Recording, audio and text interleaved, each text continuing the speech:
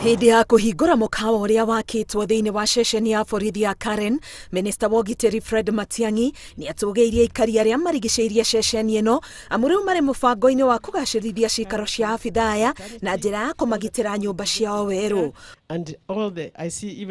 Oho Matiang'i augĩte thirikari ĩrĩ na itanya rĩa gwaka nyũmba cia gũkombora ceceni-inĩ ĩno nĩguo abitha magatigaga gũthiĩ kũraya gũkombora nyũmba iria marahotithio nĩ mũigana wa njoherera iria maheagwo.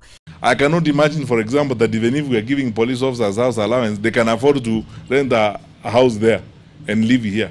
Because that house rent is 300,000. And that is not the rent, the house allowance for the police officers. It forces them to go and live in Bulbul or some other place up the road.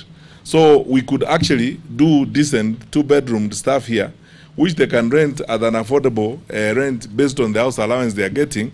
And we have a return on that investment. Ihinda-inĩ rĩu Matiang'i nĩ acereire abitha arĩa maramũkĩra ũrigitani thibitarĩ-inĩ ĩmwe gũkũ Nairobi thutha wa kũgurara makĩrangĩra mũhaka wa Kenya na Somalia. It's so difficult not to shed tears, you know, when you see how those young boys are basically thrown everything about their life to the security of this country. The experiences they narrate to you, you know, what they have gone through.